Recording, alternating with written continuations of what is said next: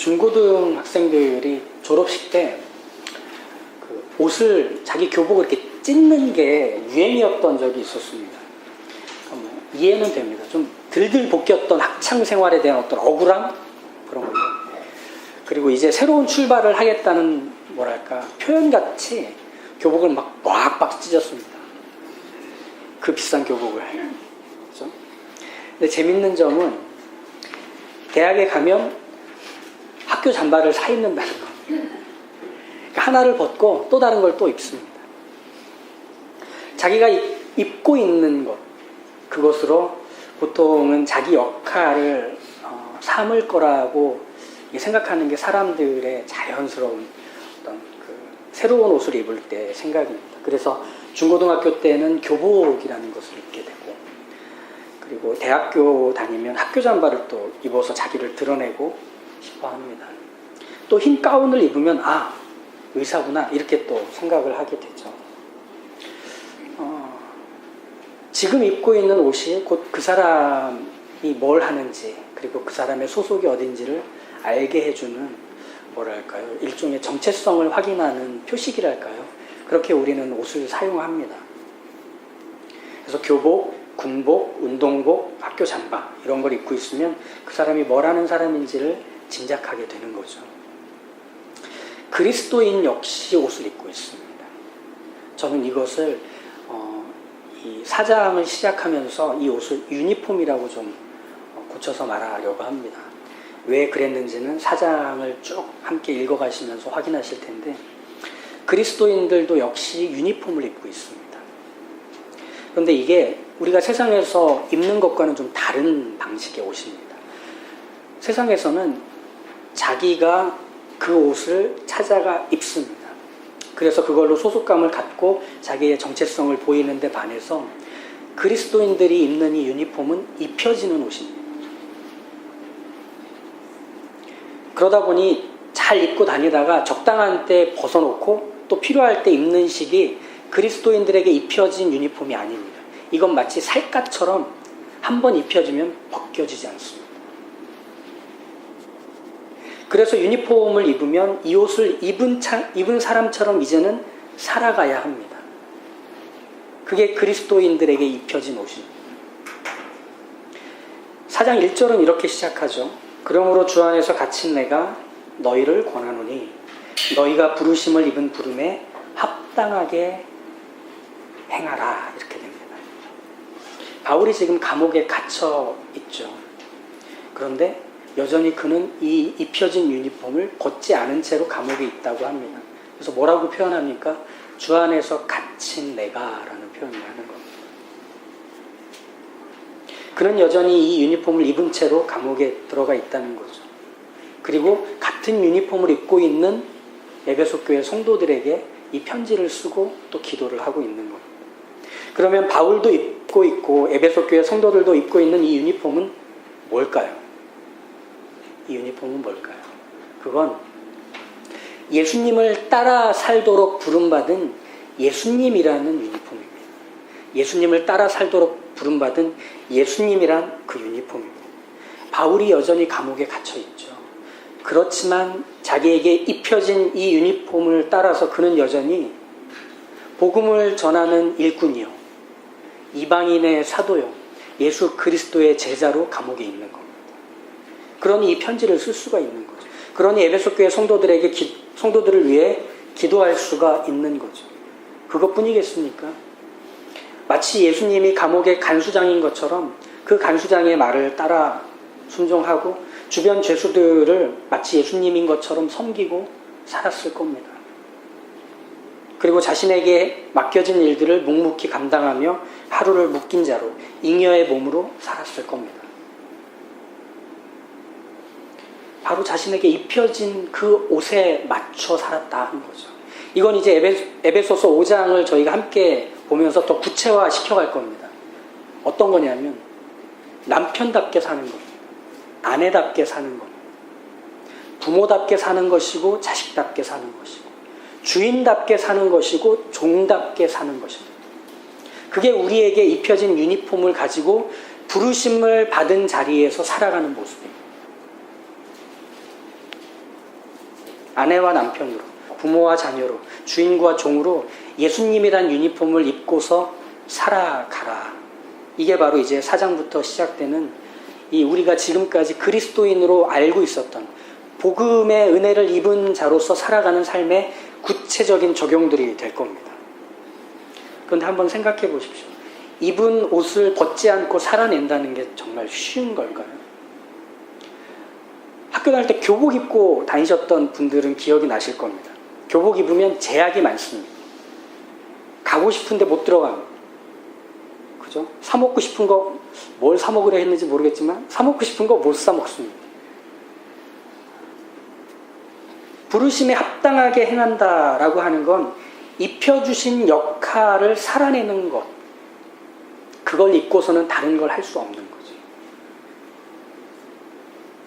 예수님을 입은 사람으로 주어진 자리를 예수님처럼 하나님의 뜻을 따라 살아내는 건 많은 손해가 있고 결코 만만치 않습니다. 근데 벗겨지지 않는다는 것. 그러면 이 입은 채로 살기 위해서는 어떤 것들이 우리에게 좀 필요할까요? 그리고 어떤 도움을 좀 받아야 할까요? 이게 오늘 우리가 읽어가는 본문에서 나오는 중요한 내용들입니다. 그 전에 먼저 이 부분을 좀 점검하고 갔으면 좋겠습니다. 입혀졌다고 해서 그 입혀진 것대로 살아가는 듯 보이지만 부르심에 합당하지 않게 사는 경우가 있습니다. 이게 우리에게 얼마나 놀라운 일인지 모릅니다. 자기 의지대로 신앙생활을 할 수 있다는 것. 굳이 은혜 받지 않아도 굳이 무언가 하나님께서 그걸 맡겨주셔서 그걸 하라고 하신 적 없음에도 내가 하고 싶어서 그 일을 하는 경우들이 많다는 겁니다. 생각보다 주변에 많습니다. 이게 우리를 얼마나 놀라게 하는지 모릅니다. 제가 갓 전도사 사역을 했던 시절에 만났던 한 고등학생 친구가 있습니다. 이 친구는 노래도 잘하고 얼굴도 잘생기고 예전에 아이돌이 되려고 면접도 봤던 친구입니다. 그 정도면 아시겠죠. 근데 이 친구가 시간만 나면 교회에 와서 살던 친구였습니다. 갓 교회에 이제 사역하러 갔던 제게 중고등부 아이들을 하나씩 저한테 데려와서 막 소개시켜주면서 경계심을 이렇게 맞춰주고 예배 준비할 때 제일 일찍 와서 걔가 예배 준비를 다 하고 찬양 인도도 하고 수련회를 한다고 하면은 여름 내내 제 옆에서 비서처럼 저하고 교회에서 같이 먹고 자고 했습니다. 그냥 손발처럼 있었던 친구입니다. 저도 너무 좋아했고 그 친구도 저를 참 신뢰했었습니다. 공부는 언제 하나 싶은데 늘 이제 와 있는 친구였죠. 근데 어느 날 이 친구가 울면서 저한테 전화를 했어요. 전도사님, 저 좀 잠깐 만나주세요. 할 말이 있어요. 그래서 그 저녁에 놀이터에서 이제 만났죠. 근데 그 친구가 얘기를 하는데 참 마음이 아팠습니다. 네. 가족들은 자기를 인정해 주지 않는다는 거예요. 그러니까 공부도 못하고 뭘 해야 될지 계획도 없는 자기를 보며 늘 한심해하는 아빠. 터울이 많이 지는 동생에게만 챙기고 집중하고 있는 엄마 사이에서 얘가 계속 걷던 거예요. 그러다 보니까 집에 안 들어가려고 어떻게 고민하다 보니 자연스럽게 교회로 자주 왔던 겁니다. 그러니까 교회에서 살게 되고 게다가 교회에서 뭘 하나 하면 사람들이 막 인정해 주잖아요. 좋아해 주잖아요. 그러니까 거기서 자기의 존재감이 확인이 되는 겁니다. 그러니까 늘 교회에 있고 싶었던 거죠. 그래서 저한테 상의하고 싶었던 건 뭐냐면 전도사님 저 신학교 가고 싶어요. 교회에서 평생 교회 일을 하면서 지내면 정말 행복할 것 같아요. 그렇게 상의하러 왔던 거죠. 근데 이게 바로 예수님으로 옷 입혀졌지만 부르심에 합당하지 않게 살아가는 모습의 전형입니다. 그 친구는 중고등부 회장으로 교회의 아들로 언제나 칭찬을 듣고 인정을 받았습니다. 근데 그가 하는 일의 동기가 뭐였던 거죠? 자기의 존재감을 확인하기 위해서 일했던 겁니다. 자기를 알아봐 달라는 거죠. 그게 그를 헌신하게 했고 성실한 사람으로 살게 했습니다.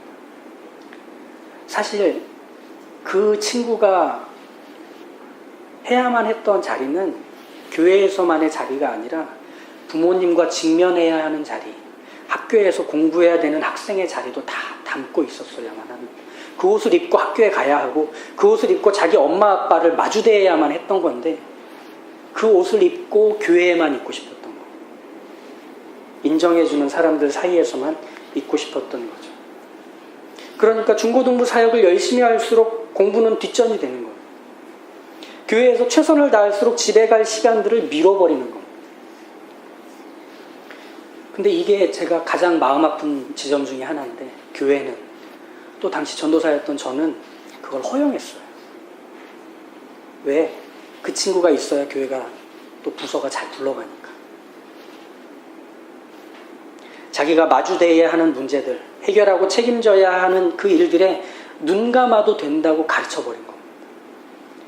그렇게 해도 하나님이 복 주실 거고, 그렇게 해도 모든 문제들을 하나님이 네가 이것만 잘해놓으면 다 해결해 주실 거야 라고 말해버리는 게 된 거죠.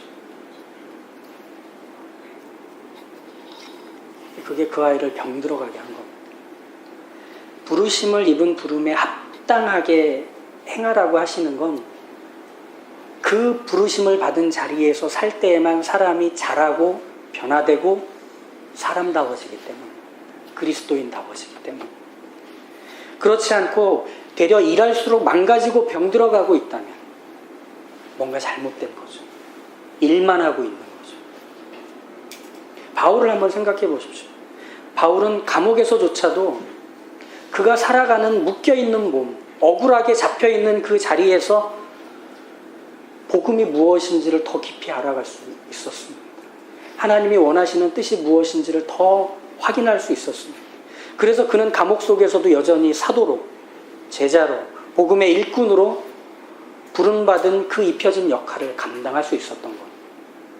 그러니 어떤 상황과 형편 속에서도 그는 새 것이 되어갔던 것. 깊어져가고 넓어져가고 높아져갔던 것. 자라갔던 것. 역할을 제대로 감당할 때라만 사람은 비로소 그렇게 사람 되어져 가는 거죠. 우리도 마찬가지인 겁니다. 그래서 이렇게 하나님의 부르심을 잘 알고 입혀주신 역할을 어느 때든 잘 감당해 갈 때에만 사람은 비로소 커가는 겁니다. 그리스도를 닮아가는 겁니다. 그러면 그 일을 감당할 수 있도록 마련된 것이 무엇이냐? 바울은 세 가지로 얘기를 해줍니다. 그리고 이 세 가지는 부름을 받은 자리에서 우리로 하여금 그 역할을 온전히 잘 감당할 수 있게 해주는 일종의 길잡이 역할을 해줍니다. 길잡이 역할을 해준다는 뜻은 뭐냐면, 사람이 내가 원하는 대로 그 일을 하고 싶어 하는 것에 고삐를 매서 옮겨준다는 것. 거기 아니야, 이쪽으로 가는 거야. 이게 세 가지가 있다는 거예요. 그래서 이 세 가지는 마치 우리가 하나님의 일을 감당하거나 교회를 섬기거나 내 곁에 있는 지체들과 교제를 나눌 때에 이 세 가지 길잡이는 늘 확인해야만 하는 중요한 전제 조건이며 바탕이 되어줘야만 한다는 겁니다.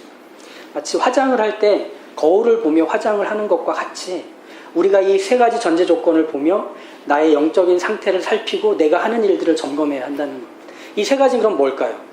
오늘 나오고 있는 2절과 3절의 내용입니다. 모든 겸손과 온유로 하고, 이게 첫 번째입니다. 모든 겸손과 온유로 행하는 겁니다. 두 번째, 오래 참음으로 사랑 가운데서 서로 용납하는 것. 이게 두 번째입니다. 세 번째, 평안에 매는 줄로 성령이 하나 되게 하신 것을 힘써 지키는 것. 이 세 가지입니다. 먼저 첫 번째와 두 번째, 2절 내용들을 한번 살펴보시죠. 왜 이 두 가지를 함께 묶어서 봐야 하느냐 하면요, 예수님이 이 두 가지를 하나로 말씀하셨기 때문입니다. 한번 말씀을 찾아보죠. 마가복음 12장 28절에서 31절입니다. 마가복음 12장 28절에서 31절입니다. 28절에서 31절. 서기관 중 한 사람이 그들이 변론하는 것을 듣고 예수께서 잘 대답하신 줄을 알고 나와 묻되, 모든 계명 중에 첫째가 무엇이니까? 예수께서 대답하시되, 첫째는 이것이니 이스라엘아 들으라. 주 곧 우리 하나님은 유일한 주시라. 내 마음을 다하고 목숨을 다하고 뜻을 다하고 힘을 다하여 주 너의 하나님을 사랑하라 하신 것이요.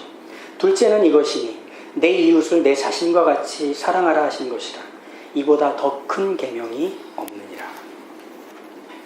서기관 중 한 사람이 바리새인과 사두개인들이 예수님께 질문하고 있는 그 자리에 있었습니다. 아주 곤란하고 어려운 질문들을 던진 거죠. 바리새인들은 세금과 관련한 가이사의 것, 하나님의 것. 사두개인들은 부활과 관련한 질문을 했습니다. 그것에 대해 예수님은 탁월하게 대답을 해주셨죠. 이 모습을 보고 서기관이 내가 평생 안고 있었던 질문에 답을 얻을 수 있겠구나. 그래서 예수님께 묻습니다. 모든 계명 중에 첫째가 되는 계명이 무엇입니까? 묻습니다. 이 서기관이 왜 이것을 고민으로 씨름하며 늘 갖고 있었을까요? 그 사람은 평생을 성경을 필사하는 사람이었습니다. 성경을 필사하기 위해서 서기관이 해야 되는 일은 뭐냐면 성경을 달달 외우는 겁니다. 그래서 쓰다가 실수하지 않도록 외운 성경을 머리에 갖고 눈으로는 다른 성경을 펼쳐놓고 써 내려가는 일을 직업으로 갖고 있는 사람이 서기관이었습니다. 이것만으로도 구원받았다는 사실에는 어떤 조건들이 다 채워진 것 같지 않습니까? 그런데 서기관이 고민이 생긴 거예요. 성경을 읽다 보니. 무엇이었느냐? 하나님이 살아계신 것을 성경이 끊임없이 증언하는데 그 하나님을 내가 알고 있다면 그 하나님을 믿고 살아가는 것이 과연 어떤 것이냐 하는 고민이었던 거예요. 하나님이 기뻐하시는 뜻을 순종하고 따르고 싶은데 도대체 하나님이 기뻐하시고 원하시는 그 뜻이라는 것은 어디에 있느냐? 계명으로 말씀하셨는데 어떤 계명이 하나님의 기쁨이 되고 있느냐? 이 고민이었던 거예요. 즉 치열하게 믿음과 삶을 엮어내는 고민을 했던 겁니다. 나는 과연 하나님의 뜻대로 살고 있을까? 하는 거죠. 예수님은 서기관이 씨름해온 그 고민이 무엇이었는지 아셨던 겁니다. 그래서 예수님이 대답을 해주시는 거죠. 하나님을 사랑하고 내 이웃을 사랑하라 였던 겁니다. 하나님을 사랑하고 내 이웃을 사랑하라. 그때 서기관이 암기하고 있었던 늘 써왔던 성경의 내용이 무엇인지 확 하고 눈이 열린 겁니다. 성경은 하나님을 사랑하기 위하여 힘쓰고 사람을 사랑하기 위하여 몸부림쳐온 사람들의 삶의 기록이고 고백이었던 겁니다. 하나님을 사랑하기 위해 힘쓰고 사람을 사랑하기 위해 몸부림쳐왔던 그 사람들의 기록이며 고백이 바로 성경이었던 거예요. 사람은 그렇게 사는 거였구나. 하나님이 사람을 그렇게 지었던 거구나. 그 말씀으로 알았던 거죠. 여기서 모든 겸손과 온유로 하고 라고 하는 건 바로 그것입니다. 하나님을 마음을 다하고 목숨을 다하고 뜻을 다하고 힘을 다하여 사랑하라 라는 겁니다. 겸손은 무엇이냐면 하나님의 권위, 지위를 인정하고 의지하기로 하는 게 겸손입니다.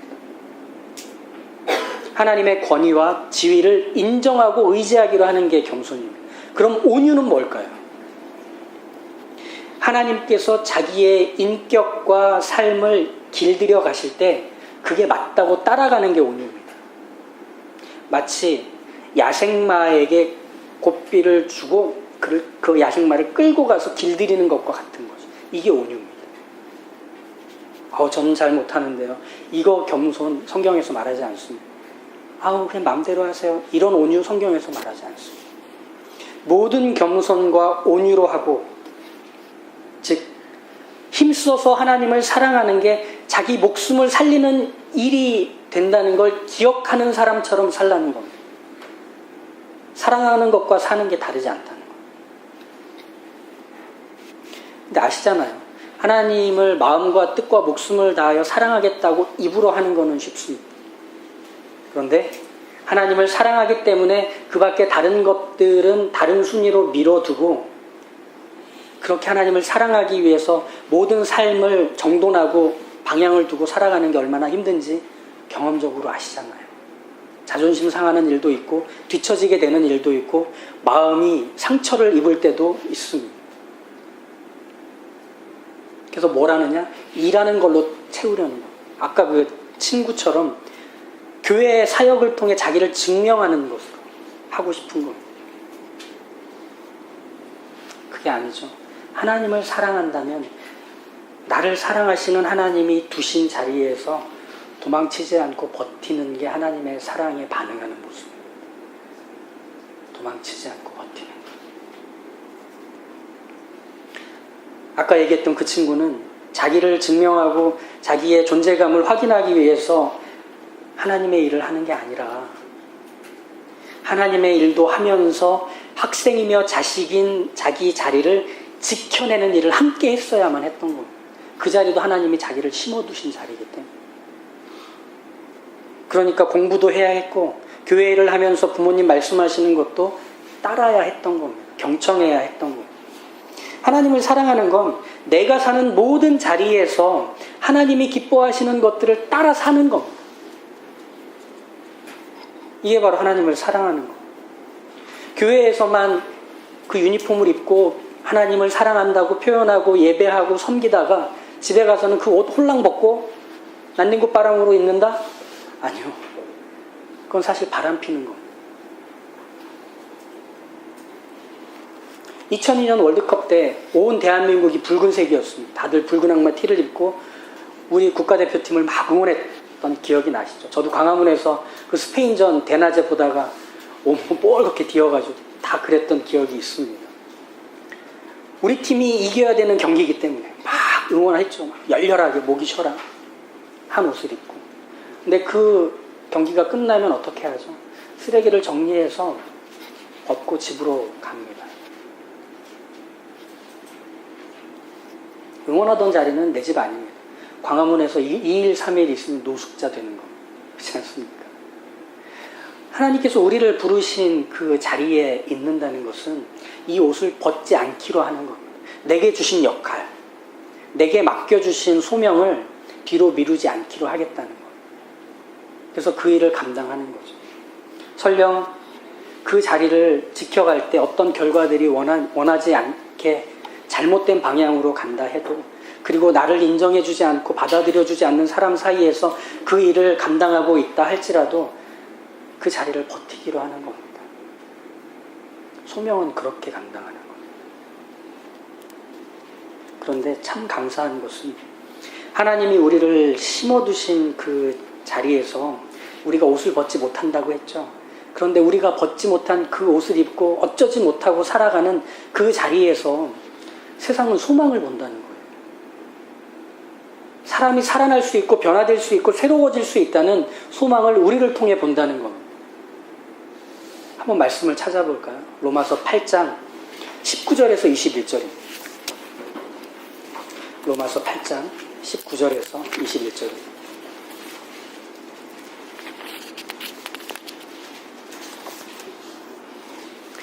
피조물이 고대하는 바는 하나님의 아들들이 나타나는 것이니 피조물이 허무한데 굴복하는 것은 자기 뜻이 아니요 오직 굴복하게 하시는 이로 말미암음이라.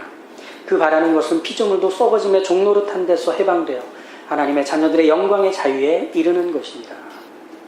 우리가 하나님의 자녀가 된 사실이 누군가에게는 소망이라는 것, 썩어가는 걸로 망해가는 걸로 끝난 것처럼 보이는 인생과 인생들이 사는 세상 속에서 우리의 존재가 소망이라는 것, 빛이라는 겁니다.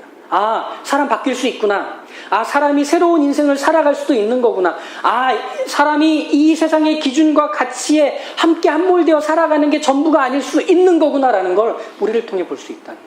우리가 입고 있는 옷을 통해 볼 수 있다는 것. 그리고 그걸 통해 그 사람이 하나님께로 나아갈 길이 열리게 된다는 것. 이게 내 이웃을 내 몸과 같이 사랑하는 일입니다. 그래서 우리는 어떻게 하느냐? 우리가 읽은 그 말씀에서와 같이 오래 참음으로 그를 기다려 주기로 하는 겁니다. 그가 하나님을 알아갈 때까지, 내가 사랑한 하나님, 나를 사랑하신 하나님을 볼 때까지 기다려 주는 겁니다. 그러니 살아내십시오. 버티십시오. 도망치지 마십시오. 허락하신, 맡겨두신 그 역할을 감당하기 위해서 그 자리를 참고 견디십시오.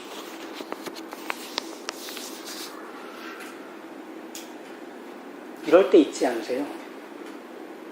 우리의 최선이 방향을 잃을 때 있지 않으세요?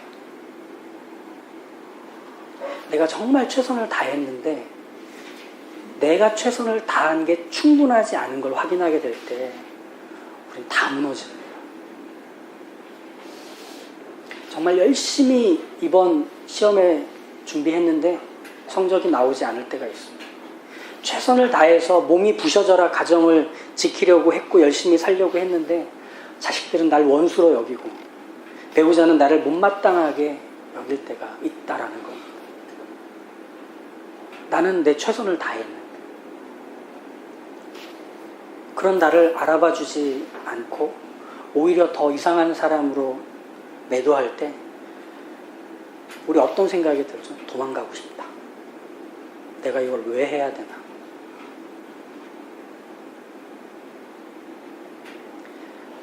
그런데 그 자리는 하나님이 우리를 심어두신 자리입니다. 내가 선택해서 책임져야 되는 자리 이전에 하나님이 나를 그 자리에 두셨습니다. 나를 부르셔서 거기에 그 역할을 맡기셨습니다. 그러니 가정을 지키고 살아내려는 그 몸부림을 포기하지 마십시오. 설령 구차해 보여도 내려놓지 마십시오. 나를 지키기 위해서 내가 공부하고 있는 이유, 내가 가정을 지키는 이유, 내가 일하는 이유를 그 사람에게서 찾지 말고 하나님에게서 찾으십시오. 하나님이 나를 거기에 두셨다. 하나님이 나를 그 자리에 두셔서 그곳을 살리도록 하신다. 거기가 꽃밭이 되며 거기가 과수원이 되게 하실 거다. 그래서 내가 거기 있는 거다. 당장은 결과가 나오지 않아도 하나님이 두신 그 자리를 지키기로 하자. 이게 믿음으로 사는 겁니다. 그러니 하나님을 사랑하기 때문에 지금 입혀주신 그 역할을 기꺼이 포기하지 않고 감당해 가기로 하는 바로 그것이 하나님의 사람의 부름받은 자리입니다. 그러니 포기하지 마십시오. 누구 때문에? 시절이 이래서 이 말은 누구나 할 수 있는 말입니다. 그렇지만 하나님을 사랑하기에 난 오늘도 여기를 지켜간다 라고 할 수 있는 건 하나님을 아는 사람만 내놓을 수 있는 고백이며 의지이며 당당함인 것입니다. 바로 이 사실을 기억하시고 나를 심어두신 그 자리, 내게 맡겨주신 그 역할을 믿음으로 감당하여 하나님의 영광을 드러내며 소망의 빛을 비추어내시는 하나님의 사람들 모두가 되실 것을 저는 기대합니다. 그리고 세 번째로 해야 되는데 시간이 이렇게 안 돼요. 예. 내가 이 설교를 하기 위해서 오늘의 하이라이트는 이 세 번째인데 난 이걸 안 하면은 나는 안 돼! 라는 그런 각오가 저는 없습니다. 다음 주에 할래. 예. 그 세 번째, 성령의 하나됨을 힘써 지키는 바로 이것을 우리의 섬김의 자리에서 꽃빛처럼 쥐고 있으면 우리는 생명을 일으키는 인생이 될 겁니다. 그게 어떤 것인지 다음 시간에 좀 더 보도록 하겠습니다. 기도하겠습니다.